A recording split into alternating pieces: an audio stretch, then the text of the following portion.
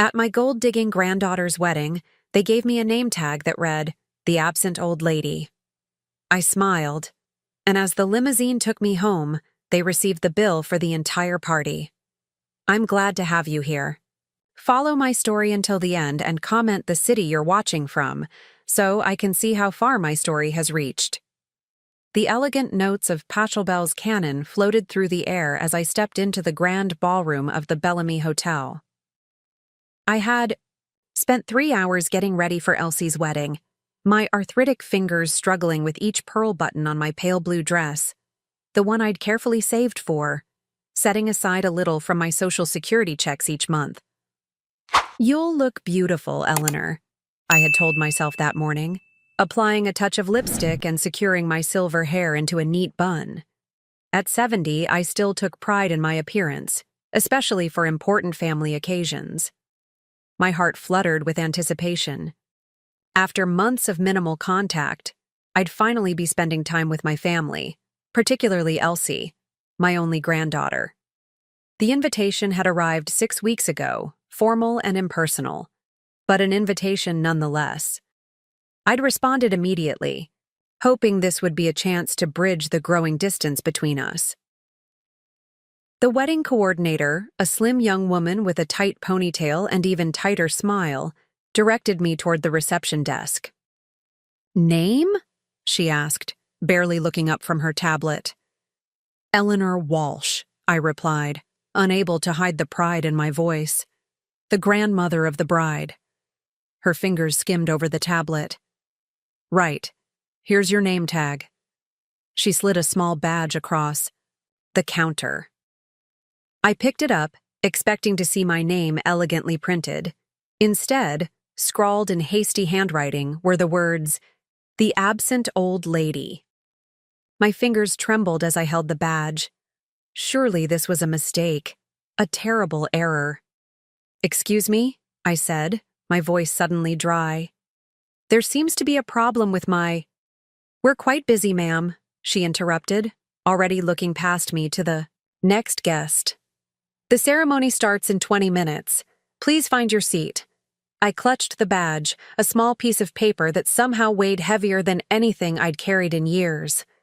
Across the room, I spotted Elsie surrounded by bridesmaids, radiant in her designer gown. Her laughter floated toward me, bright and carefree. Next to her stood my son James, handsome in his tuxedo, arm wrapped around his wife Diane's waist, and there was Franklin, Elsie's soon-to-be husband, a tall man with sharp features and sharper ambitions. I'd met him only twice. Both times he'd barely acknowledged my presence. I slowly pinned the badge to my dress, each press of my fingers feeling like a quiet surrender. No one would notice anyway, I told myself. No one had noticed me in years. The usher, a young man who couldn't be bothered to look me in the eye, guided me to my seat, far back in the corner, behind a large floral arrangement that partially blocked my view of the altar. I settled in, arranging my dress carefully, clutching my small beaded purse that contained a check, a wedding gift representing 3 months of careful budgeting. "Is this seat taken?" I looked up to find an elderly gentleman pointing to the chair beside me. "No, please," I said, grateful for the company. "Herbert Miller," he introduced himself. "Friend of the family?" "Eleanor Walsh," I replied. "I'm Elsie's grandmother." His eyebrows shot up. "The grandmother of the bride? Sitting back here?" I offered a practiced smile, the same one I'd perfected over years of family gatherings where I was more decoration than participant. "It's fine," I assured him, though it wasn't. Throughout the ceremony, I strained to see past the flowers. When Elsie and Franklin exchanged vows, I could only catch glimpses of their profiles. When guests stood to applaud the newlyweds, I stood too, wiping away a tear, not of joy, but of something closer to resignation. At the reception, I discovered my table assignment was equally telling. Table 19, the furthest from the bridal party, populated by distant acquaintances and workplace obligations. The table card labeled it Extended Connections. I watched as James gave his father of the bride speech, reminiscing about Elsie's childhood, stories I'd lived through, moments I'd shaped. Yet not once did he mention my name or my role in raising her during those difficult years after his divorce, when he'd been too busy rebuilding his career to handle a teenage daughter. When dinner ended, I made my way toward the bridal table, gift envelope in hand. Elsie saw me approaching and whispered something to Franklin. They both looked at me, then quickly engaged in conversation with the best man. "Elsie, darling," I said, reaching the table, "you look absolutely beautiful." She turned, her smile not quite reaching her eyes. "Oh, Grandma, you made it." "Of course I did. I wouldn't miss your special day."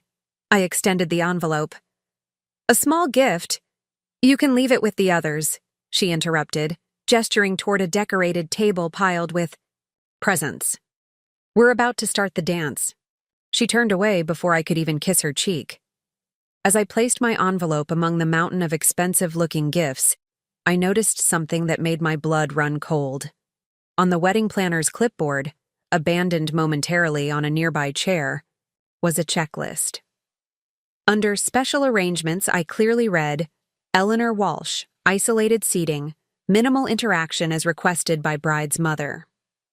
I stood there, the room suddenly spinning around me. All these years, I'd told myself they were just busy, just preoccupied. I'd made excuses for the missed phone calls, the abbreviated holiday visits, the forgotten birthdays. But this was deliberate. This was orchestrated. And in that moment, something inside me, something that had bent and bent for years without breaking, finally snapped. I found a quiet corner near the coat check and tried to gather my composure. A lifetime of memories crashed over me like waves against a weathered shore.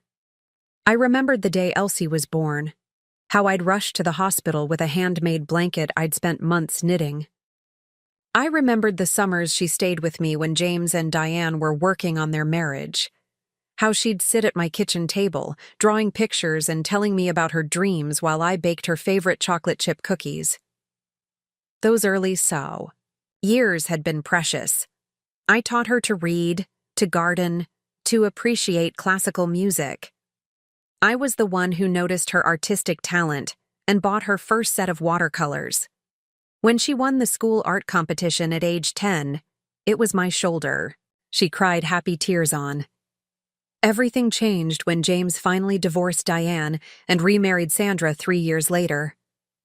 Sandra came from money, old money, and suddenly my modest home and simple ways weren't good enough. Elsie's visits became shorter, less frequent, and eventually stopped altogether except for obligatory holiday appearances. I sold my house when I was 65, the house where I'd raised James alone after my Henry died of a heart attack at 42. James had been only 13 then, and I'd worked 2 jobs to ensure he could go to college. That house held every memory I cherished, but I sold it because James said he needed help with Elsie's tuition at that prestigious private arts academy. "It's an investment in her future, Mom," he'd said. "This opportunity could change her life." I believed him. I would have done anything for that child. The $175,000 from my house sale went directly to Elsie's education fund. I moved into a 1-bedroom apartment on the outskirts of town, telling myself it was cozy rather than cramped, that the constant noise from the highway outside my window was urban ambiance rather than a nuisance. James promised they'd visit every Sunday. That lasted exactly 3 weeks. Then it was once a month, then holidays, then just Christmas, and even that became an abbreviated 2-hour visit where they arrived late and left early, laden with the gifts I'd spent months selecting, though I never saw Elsie wear or use any of them. Standing in that corner of the ballroom, watching the family I'd sacrificed everything for celebrate without me, I realized how completely I'd been erased. "Mrs. Walsh?" A gentle voice interrupted my thoughts. I turned to find an older gentleman in a chauffeur's uniform. "George Miller," he introduced himself. I used to drive for the Hendersons next door to you years ago. George, I smiled, genuinely pleased to see a familiar face. What a small world. I work for Elite Limousine Service now, he explained. I'm assigned to the wedding party tonight. His kind eyes studied my face. Are you all right, Mrs. Walsh? You seem troubled. Something about his sincere concern broke through my carefully constructed facade. Oh, George, I whispered. I don't think I belong here. I showed him my name tag. His face darkened with indignation. That's disgraceful, he said quietly. Absolutely disgraceful. It's been this way for years, I admitted. I just didn't want to see it. George glanced at his watch. My shift runs until midnight, but I'm not scheduled for any pickups for the next few hours. Would you like me to drive you home? No charge, of course. I hesitated, looking back toward the reception where the guests were gathering for the cake cutting, another moment I would watch from the periphery. They won't even notice I'm gone, I said, surprised by the steadiness in my voice. George offered his arm. My car is right outside, Mrs. Walsh. As we walked through the hotel lobby, I spotted the wedding planner deep in conversation with the hotel manager. They were reviewing a document, and I caught fragments of their discussion. Final payment due tonight. Bride's parents' credit card on file. Balance of $42,875. I paused. An idea, small at first, then expanding like ripples in a pond, began to form. In the limousine, settled against the soft leather seats, I asked George, "Do you happen to know who's paying for the wedding?" The bride's parents arranged everything through Elite, he replied. Mr. James Walsh put down the deposits, but the final contracts list both him and the bride as financially responsible parties. I nodded slowly, remembering the conversation I'd overheard between James and Sandra at Thanksgiving. Mom's house money covered most of Elsie's tuition, but we had to tap into our savings for this wedding. Thank God for those zero-interest credit cards. George, I said carefully, how well do you know the management at the Bellamy? Fairly well, Mrs. Walsh. I've been driving their VIP guests for 7 years now. If I wanted to make a change to the payment arrangements for tonight's event, who would I speak with? George met my eyes in the rearview mirror. Are you thinking what I think you're thinking? For the first time that evening, I smiled. A real smile, not the practiced one I'd worn like armor. I'm not sure yet, but I believe I've been absent long enough, don't you? The following morning, I woke to the insistent ringing of my telephone. I let it go to the answering machine, listening as James's voice filled my small apartment, tight with barely controlled rage. Mom, what the hell did you do? The hotel is saying the final payment was canceled and rearranged. They're charging us the entire amount. Call me back immediately. I sipped my tea, watching the morning sunlight filter through my curtains. Another call came in. Sandra this time, her voice shrill and demanding. After my conversation with George, last night I'd asked him to take me to the hotel's billing office. The night manager had been skeptical at first, but after I'd shown him my ID and explained that I wanted to remove the complimentary grandmother contribution from the wedding costs, he'd understood. Family disagreement? He'd asked discreetly. Family. Clarification, I'd corrected. My phone rang again. Elsie now, leaving a tearful message about how Franklin's parents were horrified, how their honeymoon might have to be canceled. How could I do this to her on her special day? I thought about my name tag, about my seat behind the flowers, about minimal interaction as requested. I thought about my house, about the educational fund, about all the Sundays I'd sat waiting for visitors who never came. Then I picked up my teacup, took another sip, and began to plan the next chapter of my life. One where I was no longer absent, one where, finally, I mattered to myself. The next 3 days passed in a storm of voicemails, each more desperate than the last. I listened, to them with detached curiosity, as if they were radio broadcasts from a distant country. "Mom, we need to talk about this right now." James's voice had lost its commanding edge, replaced by something closer to panic. "Eleanor, please be reasonable," Sandra's message began, her usual condescension unable to mask her anxiety. "This is becoming embarrassing for everyone." By the fourth day, the tone shifted. "Grandma," Elsie's voice, tearful but calculated, "we're having to cancel our honeymoon to Bali. Is that what you wanted? To ruin my special time with Franklin?" I sat at my small kitchen table, running my finger along the rim of my teacup. The morning light streamed through the window, illuminating the dust particles dancing in the air. Outside, a garbage truck rumbled down the street, the rhythmic beeping a counterpoint to my thoughts. I hadn't expected this hollow feeling. In movies, revenge is always sweet, satisfying, but all I felt was emptiness and the faintest flicker of resolve. My doorbell rang, startling me from my reverie. Through the peephole, I saw James shifting impatiently in the hallway, his expensive watch glinting as he checked the time. Sandra stood beside him, arms crossed, her face set in lines of displeasure. I considered not answering, but some habits die hard. I'd never been able to turn my son away, even when he'd all but abandoned me. "Mom," James began the moment I opened the door, not bothering with a greeting. "This has gone far enough. You need to fix this." I stepped back, allowing them into my apartment. Their eyes swept over my modest furnishings with poorly concealed disdain. "Would you like some tea?" I offered, more out of ingrained politeness than genuine hospitality. "We don't have time for tea," Sandra snapped. "Do you have any idea what you've done?"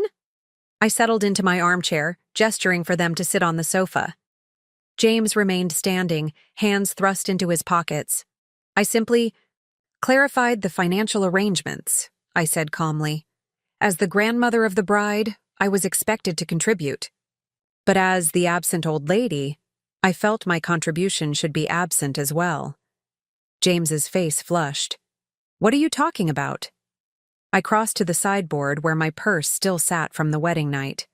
From inside, I withdrew the name tag and placed it on the coffee table between us. Sandra's eyes widened slightly before she looked away. James picked up the badge, confusion creasing his brow. "This must have been a mistake," he said, but there was uncertainty in his voice. "Was it also a mistake to seat me behind the floral arrangement?" I asked. "Was it a mistake when the wedding planner's notes specified minimal interaction with me?" Sandra's gaze darted to James, a silent warning passing between them. "We didn't," James began. "Please don't lie to me," I interrupted, my voice soft, but firm. "I've had enough lies over the years, enough promises about Sunday visits that never happened, enough assurances that the money from my house was being well spent." The silence that followed was deafening. "Mom," James finally said, his tone slipping into the one he used for difficult clients. "I understand you're upset, but this reaction is completely disproportionate. The hotel is demanding $42,000 immediately. We don't have that kind of liquid cash right now. I sold my house for $175,000, I replied. Every penny went to Elsie's education because you said it was an investment in her future. Where did the rest of the money go, James?" He shifted uncomfortably. "That's not relevant right now." "It's entirely relevant," I countered. "That money was meant for my retirement. Instead, I live here." I gestured to the apartment, the water stain on the ceiling, the radiator that clanked all winter. "While you and Sandra have a 5-bedroom house in Oakwood Hills, while Elsie has designer clothes and European vacations." Sandra stood abruptly. "We didn't come here to be interrogated about our finances. We came to resolve the hotel situation." I looked at her, really looked at her. This woman who had systematically removed me from my son's life, from my granddaughter's life. "The situation is already resolved," I said. "The hotel will be paid in full by the responsible parties, as per the contract." We can't afford this right now, James exploded. The business is going through a transition, and with the down payment on Elsie and Franklin's condo, he stopped, realizing what he'd revealed. You bought them a condo? I asked, the final piece falling into place. That's where my house money went. The silence confirmed my suspicion. Get out, I said quietly. James's expression shifted to disbelief. Mom, you can't be serious. I've never been more serious, I replied, standing. My knees protested, but I ignored the pain. Get out of my home. This isn't over, Sandra warned as I opened the door. You're right, I agreed. It's just beginning. After they left, I sat trembling in my chair for a long time. Standing up to them had cost me more than they could ever understand. For years, I'd accepted crumbs of attention, convinced myself it was enough. The fear of losing even those crumbs had kept me compliant, grateful for the barest acknowledgement of my existence. But now I'd crossed a line. There would be consequences, retaliation. I was terrified, and yet, beneath the fear, a small, steady flame of determination burned. My phone rang. The caller ID showed a number I didn't recognize. Mrs. Walsh? This is Walter Drummond from First Capital Bank. I'm calling about your safety deposit box. There seems to be some confusion I'd like to clear up. My throat tightened. What kind of confusion? Your son James came in this morning with a power of attorney document, requesting access to your box. The document appeared irregular, so I declined access pending your confirmation. I clutched the edge of the table for support. I never signed a power of attorney. That's what concerned me, Walter replied. Would you be able to come to the bank today to review the document? An hour later, I sat in Walter's office, staring at a power of attorney form that bore what appeared to be my signature, a reasonable facsimile, but not my own distinctive hand. This is forged, I said, my voice surprisingly steady considering the earthquake happening inside me. I never signed this. Walter nodded, his expression grave. I suspected as much. Mrs. Walsh, I recommend you take immediate steps to protect your assets. If they're attempting this, there may be other vulnerabilities we should address. I thought of the small inheritance from Henry, carefully preserved in that safety deposit box, the municipal bonds, the few pieces of jewelry with more sentimental than monetary value, my mother's pearls, Henry's pocket watch. What do you suggest? I asked. Before Walter could respond, his office phone rang. He answered, listened, then covered the receiver. It's your son. He's in the lobby, insisting on speaking with me. I felt something shift inside me, something final and irrevocable. Tell him I'm here, I said. It's time we had an honest conversation. James's face paled when he saw me sitting in Walter Drummond's office. He froze in the doorway, his confident stride faltering. Mom, he managed, his voice tight. I've been looking everywhere for you. Have you? I asked mildly. Or have you been looking for access to my safety deposit box? Walter stood, his presence commanding despite his advanced years. Mr. Walsh, I've explained that the document you presented appears to have irregularities. In fact, your mother has just confirmed she never signed it. James's gaze darted between us, calculation visible behind his eyes. I knew that look. I'd seen it when he was 7 and broke my favorite vase, when he was 16 and took the car, without permission, when he was 24 and needed money for his first business venture. There's clearly been a misunderstanding, he said, smoothly shifting to damage control. Mom, we discussed this a few months ago, remember? After you had that fall? I hadn't fallen. Not once. You suggested it would be easier if I could handle certain matters for you? He continued, fabricating a conversation that had never occurred. You were worried about managing your affairs as you get older. Walter's expression hardened. Mr. Walsh, falsifying a power of attorney is a serious legal matter. James's professional mask slipped for just a moment, revealing a flash of panic. I would never. This is ridiculous. Mom, tell him there's been a mistake. I looked at my son. Really? Looked at him. The expensive suit that couldn't quite hide his spreading middle. The carefully maintained hair hiding the first signs of recession.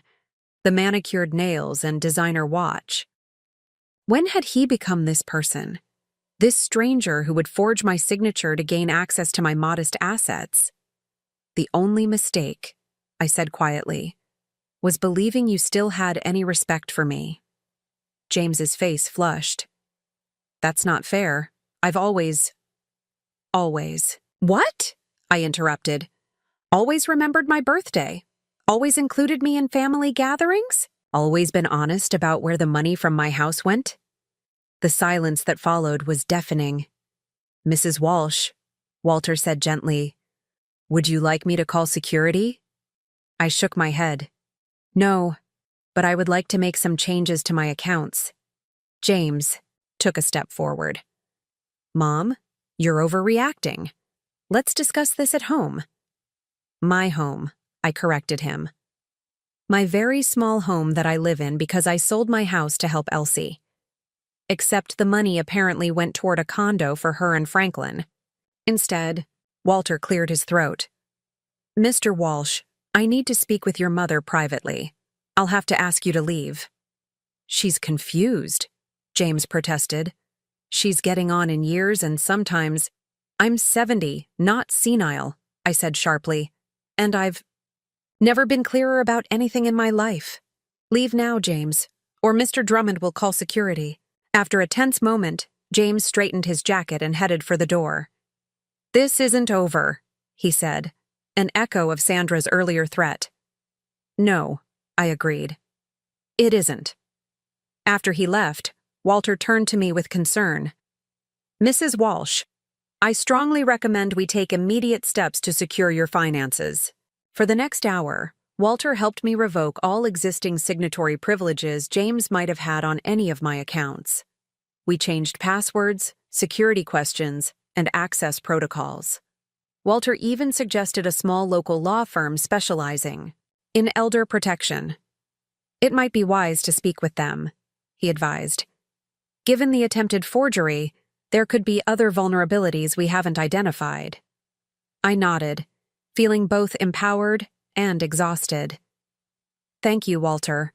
I don't know what would have happened if you hadn't called me. His kind eyes crinkled at the corners. I've been a banker for 43 years, Mrs. Walsh. I've seen families at their best and at their worst. Unfortunately, money often brings out the latter. As I gathered my purse to leave, Walter hesitated. Mrs. Walsh, Eleanor, may I ask what you plan to do now? I considered his question. I'm not entirely sure, I admitted. But for the first time in years, I'll be making my own decisions. Outside the bank, I stood on the sidewalk, momentarily overwhelmed by the busy street, the pedestrians rushing past, the endless possibilities stretching before me. For so long, my world had contracted to a small apartment and occasional, uncomfortable, family gatherings where I was tolerated rather than welcomed. Now, suddenly, I was free from expectations, free from the desperate hope that someday my family would see me, really see me. But freedom, I was discovering, could be terrifying. My phone rang. Sandra again. I silenced it without a second thought. Instead, I called a number I hadn't used in months. Hello? A warm, familiar voice answered. Helen, I said, my voice catching slightly. It's Eleanor. I was wondering, is your offer to visit still open? Helen had been my closest friend for 40 years before moving to Maine 5 years ago to be near her daughter. She'd invited me countless times to visit, but I'd always declined, worried about being away in case James or Elsie needed me. Eleanor, Helen exclaimed. Of course it's still open. I've been saving your bedroom for ages. When can you come? For the first time in days, I felt myself smile, a genuine smile that reached all the way to my eyes. How about next week? I suggested. Later. That evening, as I packed a small suitcase for my visit to Helen, my doorbell rang again. This time, it was Elsie standing in the hallway, her eyes red-rimmed, her expression a practiced mixture of hurt and indignation. "Grandma," she began, her voice trembling slightly. "We need to talk." I held the door open, allowing her into my apartment. Unlike her parents, Elsie at least had the decency to hug me, though it felt perfunctory. "Would you like some tea?" I offered. She shook her head. "I can't stay long. She took a deep breath. "Grandma, Franklin and I had to cancel our honeymoon because of what happened with the hotel bill. Dad says you're refusing to help." I studied my granddaughter, this beautiful young woman who had once sat at my kitchen table coloring pictures and telling me her dreams. When had she become so entitled? When had gratitude been replaced by expectation? "Elsie," I said gently, "do you remember your name tag for me at the wedding?" She looked momentarily confused. "What name tag?" "The one that said the absent old lady," I reminded her. "The one that ensured I knew exactly what you all think of me?" Her cheeks flushed. That wasn't—" "Please don't lie to me," I interrupted. I saw the wedding planner's notes about minimal interaction as requested by the bride's mother. I know I was deliberately sidelined. Elsie sat down heavily on my sofa, her designer purse sliding to the floor. "Grandma, you don't understand." Sandra thought. "I understand perfectly," I said. "And I've made my decision. The wedding costs are your responsibility, as outlined in the contract your father signed. But the honeymoon is a luxury, not a necessity," I finished for her. "Perhaps you could use the down payment on that condo your parents bought you." Her eyes widened. "How did you know about that?" "I just found out today. Apparently that's where the money from my house went. The house I sold to pay for your education." Elsie had the grace to look ashamed, if only briefly. "Dad said that was an investment we all agreed on." "An investment?" I repeated. "Yes, that's exactly how he described it to me as well. Funny how differently we interpreted that word." I sighed, suddenly tired of the conversation, of the pretense, of the years, of being used while being kept at arm's length. "Elsie, I'm going away for a while. I need some time to think about what happens next." "Going away?" she echoed, finally noticing my half-packed suitcase. "Where? For how long?" "I'm not sure yet," I answered truthfully. "But I've spent years making myself available to a family that only wanted me when it was convenient. It's time I lived for myself for a change." Elsie stood, her expression hardening into something that reminded me painfully of Sandra. "So you're abandoning us when we need you most?" The irony of her statement was so profound that I almost laughed. Instead, I went to my bookshelf and removed a photo album, opening it to a page I knew by heart. I handed it to Elsie. "This is you at 6, staying with me the summer your parents were separating," I said, pointing to a photo of a gap-toothed Elsie holding a paintbrush. "And this is you at 12, the Christmas your father was too busy with his new girlfriend. To pick you up, this one is your high school graduation where I sat in the back row because Sandra said there wasn't enough room in the family section." I gently took the album back. "I have never abandoned you, Elsie, not once in 23 years. I cannot say the same for any of you." The morning train to Portland rolled steadily through the countryside, the rhythmic clacking of wheels against tracks matching the beating of my heart. I gazed out the window, watching small towns and verdant fields pass by. Each mile increased the distance between me and the remnants of a family that had treated me as an afterthought. I had left before dawn, leaving no forwarding address, no note explaining my absence. For once, they would experience what I had felt for years, the unsettling emptiness of reaching out to someone who simply wasn't there. My phone had been buzzing intermittently since yesterday. I'd silenced it after Elsie's visit, but occasionally glanced at the screen. Missed calls from James. Sandra, Elsie. Even Franklin had tried once, undoubtedly pressured by his new wife. I imagined them huddled around a phone, strategizing how to reach me, how to regain control of the situation, of me. I turned off my phone and slipped it into my purse. Helen was waiting at the Portland station, her silver hair gleaming in the late morning sun, her arms open wide. We embraced like the old friends we were, tears mingling with laughter. "Let me look at you," she said, holding me at arm's length. Still elegant as ever, but thinner. "Have you been eating properly?" I laughed softly. Always the mother hen. "Someone has to be," she replied, linking her arm through mine as we walked to her car. Helen's cottage sat on a bluff overlooking the Atlantic, the endless blue horizon stretching beyond the weathered deck, white clapboard walls, blue shutters, and a garden bursting with late summer blooms. It was everything she had described in her letters. "It's beautiful," I said as we carried my suitcase inside. "It's peaceful," Helen corrected, setting a kettle on the stove. "And exactly what you need right now."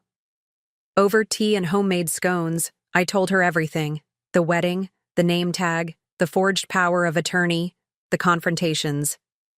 Helen listened without interruption, her expression shifting from shock to outrage to sorrow. "Oh, Eleanor," she sighed when I finished. "I've always thought James was too influenced by that woman. But this is beyond the pale." I enabled it, I admitted. For years I made excuses for them. I told myself they were busy, that family dynamics change as children grow older. I convinced myself that being occasionally remembered was better than being completely forgotten. Helen reached across the table, covering my hand with hers. "What will you do now?" I looked out the window, watching seagulls wheel against the clear blue sky. "I'm not sure. For the first time in decades, I'm making decisions just for me. It's terrifying and exhilarating at the same time." That evening, we sat on the deck watching the sunset paint the sky in shades of pink and gold. The sound of waves crashing against the rocks below was hypnotic, soothing. "I've been thinking," Helen said, breaking our comfortable silence. "My neighbor Irene runs the local art center. They're looking for someone to teach beginner watercolor classes a few afternoons a week. It's nothing fancy, mostly retirees and summer visitors, but—" "I haven't painted in years," I interrupted gently. "But you were good, Eleanor. Remember that summer in Provence after Henry died? Your landscapes captured something special, a quality of light, a sense of peace." I smiled at the memory. After Henry's sudden death, when grief had threatened to consume me, Helen had convinced me to join her on a painting retreat in southern France. For 2 weeks, we'd sat in lavender fields and village squares, trying to capture on paper the beauty around us. It had been a lifeline during the darkest period of my life. "I'm not sure I remember how," I confessed. Helen laughed. "It's like riding a bicycle. Besides, the position pays. Not much, but enough to supplement your social security. You could stay here as long as you like, rent-free." "Helen, I couldn't impose." "It's not an imposition," she insisted. "This house is too big for just me. The guest room is always empty except when my daughter visits at Christmas. And frankly, I've missed having my best friend around." I felt tears prick my eyes. "You're serious?" "Completely," she affirmed. "Stay a week, stay a month. If you like it here, stay longer. No pressure, no expectations." No pressure, no expectations. The words washed over me like a benediction. 2 days later, I received an email from Walter Drummond at the bank. James had returned, this time with Sandra, insisting there had been a misunderstanding about the power of attorney. When Walter had explained that I had left town indefinitely, they had demanded my location. Walter, of course, had not provided it. "I wanted to warn you," his email concluded, "that they seemed determined to locate you. Mr. Walsh mentioned something. About a family emergency requiring your immediate attention. I smiled grimly, imagining what this emergency might be. The hotel bill, no doubt, or perhaps some new financial demand. That afternoon, I agreed to meet with Irene at the Art Center, a converted boathouse overlooking the harbor. The space was bright and airy, with large windows capturing the shifting coastal light. "Helen speaks very highly of your talents," Irene said, showing me around the studio. "We've had a surge of interest in our beginner classes, but our current instructor can only handle so many students." "I haven't taught before," I admitted. "I'm not sure I'd be any good at it." Irene, a brisk woman in her 60s with short gray hair and paint-splattered jeans, waved away my concerns. "Do you love painting?" "Yes," I answered without hesitation. "Can you explain to someone how to mix colors, how to hold a brush, how to see the world as shapes and light rather than objects?" I thought about the hours I'd spent teaching Elsie to paint when she was young, guiding her small hand as she learned to create flowers and trees and people. "Yes," I said. "I can do that." "Then you can teach," Irene declared. "Start next Tuesday with the morning group. They're mostly retirees, very forgiving of first-time instructors." As we finalized the details, my phone, which I had finally turned back on, began to ring. Elsie's name flashed on the screen. "Excuse me," I said to Irene. "I should take this." Stepping outside, I answered the call. "Hello, Elsie. Grandma." Her voice was tight with tension. "Where are you? We've been worried sick." "I'm visiting a friend," I replied calmly. "As I told you I would. Dad says you emptied your accounts and disappeared," she accused. "He says you're having some kind of breakdown." I laughed, the sound carried away by the salt breeze. "I'm not having a breakdown, Elsie. I'm finally putting myself first." "But what about the family? What about the hotel bill?" I finished for her.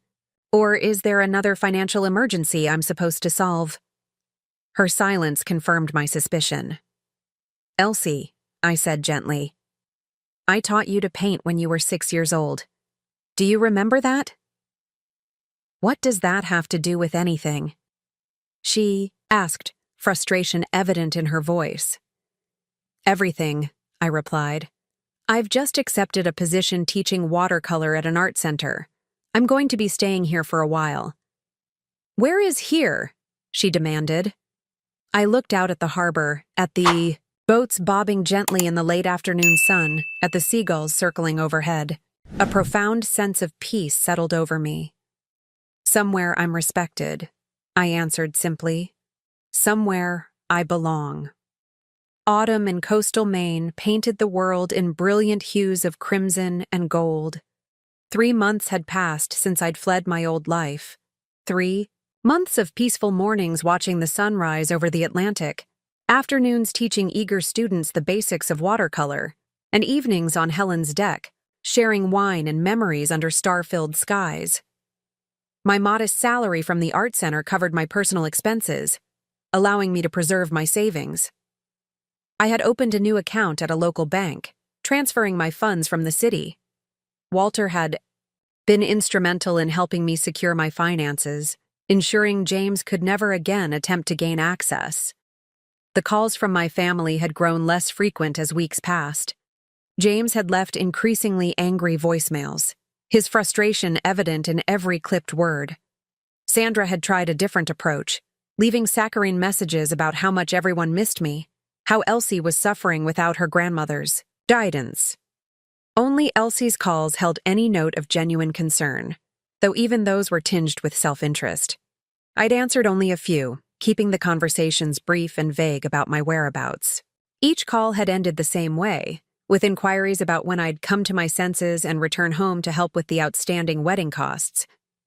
It was a Tuesday morning in late October when Helen entered the kitchen, her expression troubled as she handed me the local newspaper. "You might want to see this," she said quietly. There, in the real estate section, was a small but eye-catching advertisement. "Historic Maine cottage for sale, ideal vacation home or retirement property." Lovingly maintained for generations, this charming seaside residence boasts original details and spectacular ocean views. Contact Walsh Properties for details. Below the text was a photograph of my parents' old summer cottage, the one they had left to me, the one I had carefully maintained over decades despite rarely being able to visit. The cottage that, until that moment, I had almost forgotten I owned. My hands trembled as I set down the paper. "This isn't possible," I whispered. "I never authorized this. The property is in my name alone." Helen's concerned gaze met mine. "The contact information." "Walsh Properties," I confirmed. "James's real estate development company." I immediately called my bank in the city. Walter wasn't available, but his assistant promised he would call back as soon as possible. Next, I contacted the local clerk's office in the Maine county where the cottage was located. "I need to verify the current ownership of a property," I explained, giving them the address. After a brief hold, the clerk returned with troubling news. According to our records, ownership of that property was transferred 3 weeks ago to Walsh Properties LLC. My blood ran cold. "That's impossible. I'm Eleanor Walsh, the legal owner. I never signed any transfer documents." "Ma'am, I have the deed transfer right here," the clerk replied. "It appears to be properly executed with your signature, witnessed, and notarized." Another forgery. But this one had succeeded where the power of attorney attempt had failed. When Walter finally called back, his voice was grave. "Mrs. Walsh, I was planning to contact you today. There have been some concerning developments." I explained what I'd discovered about the cottage. Walter sighed heavily. "I was afraid of this. Your son came in last month with what appeared to be transfer documents for a property in Maine. Since it wasn't related to your accounts here, and the documents seemed in order, you had no reason to question it," I finished for him. "I understand. Walter." "I'm so sorry, Mrs. Walsh. If I had known—" "It's not your fault," I assured him. "But I need your help again." By that afternoon, I was sitting in the office of Patricia Winters, an attorney specializing in elder law whom Walter had recommended. After reviewing my documentation and hearing my story, her expression turned resolute. "What they've done is illegal," she stated flatly. "Forgery, fraud, and elder abuse. We can fight this, Mrs. Walsh." "Will it be expensive?" I asked, mentally calculating my limited resources. Patricia smiled grimly. "Normally, yes, but in this case, I think we can manage something. I have connections with the district attorney's office. Given the pattern of behavior, the attempted power of attorney fraud followed by this property theft, they might be interested in pursuing this case." "I don't want my son to go to jail," I said reflexively, then paused, surprised by my own reaction. After everything James had done, I still instinctively protected him. Patricia's gaze softened. "That's not unusual, you know. Most of my elderly clients struggle with the same conflict. They want justice but can't bear to see their children suffer, even when those children have betrayed them terribly." I nodded, grateful for her understanding. "We have options," she continued. "Our first step will be sending a cease and desist letter regarding the property listing, coupled with a demand for immediate deed restoration. We'll make it clear that failure to comply will result in criminal charges." That evening, I sat on Helen's deck watching the sunset, a tumbler of whiskey warming my hands. The temperature had dropped, bringing with it the first hint of winter's approach. "What are you thinking?" Helen asked, wrapping a blanket around my shoulders. "I'm thinking about second chances," I replied. "About whether some wounds can ever truly heal." Helen settled into the chair beside me. "Are you having doubts about pursuing this?" I shook my head. "Not doubts exactly, more like recognition. I've spent so many years making excuses for them, creating a fictional family in my mind. One that valued me, one that would never betray me the way they have." "And now?" Helen prompted gently. Now I understand that the family I've been mourning never actually existed. I've been grieving a fantasy, not a reality. The next morning, a familiar number appeared on my phone. Franklin, Elsie's husband. Curious, I answered. Eleanor, he began, dispensing with pleasantries. This has gone far enough. You need to call off your lawyer. Hello to you too, Franklin, I replied calmly. I assume you're calling about the cottage. It's just a rundown old house, he said dismissively. You never even visit it. James was going to develop the property, turn it into something useful. The profits would have benefited the whole family. The whole family? I repeated. You mean like the money from my house allegedly benefited Elsie's education before being diverted to your condo? Franklin's tone hardened. That's ancient history. The point is, this legal action is an overreaction. No one wants to see the family reputation damaged by a public legal battle. Ah, there it was, the real concern. Not the cottage itself, but the potential scandal of fraud charges against James Walsh, respected businessman and community leader. If James returns the property and ceases all attempts to access my assets, I'll consider dropping the matter, I offered. That's not reasonable, Franklin countered. The listing already has interested buyers.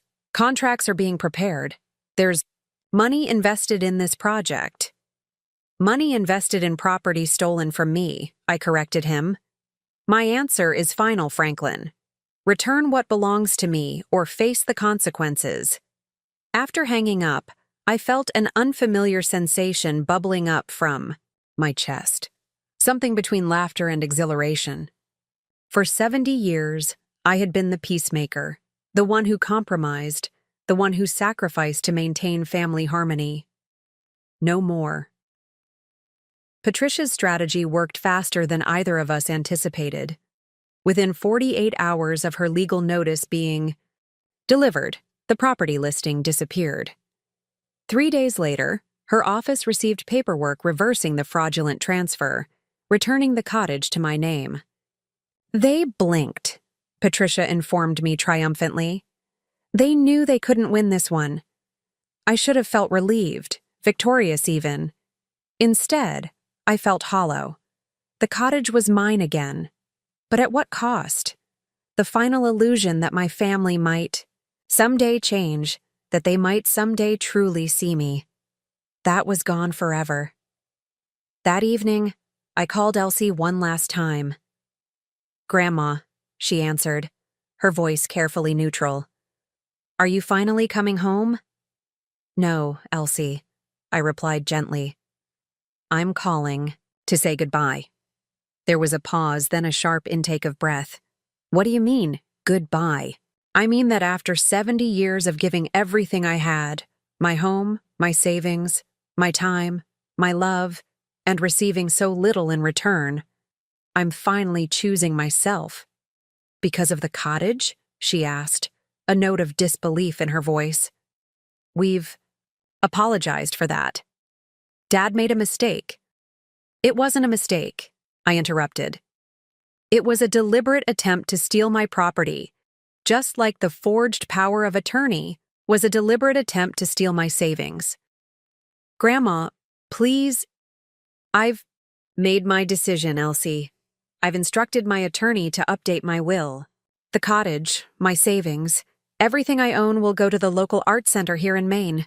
They're establishing a scholarship program for young artists who can't afford formal training. Silence stretched between us, heavy with unspoken words. So, that's it? Elsie finally asked, her voice small. You're just erasing us from your life? I closed my eyes, allowing the weight of her question to settle around me. When I spoke again, my voice was steady, certain. No, Elsie. You erased me from yours long ago. I'm simply acknowledging what already exists. After we hung up, I walked down to the shore, watching as waves crashed against the rocky coastline. The air was crisp, carrying the scent of salt and pine. Above me, stars began to appear in the darkening sky, eternal and unchanging. For the first time in years, I smiled, A real smile, not the practiced one I'd worn like armor at Elsie's wedding. This smile reached my eyes, warmed my heart, lifted the burden I'd carried for so long. I was free.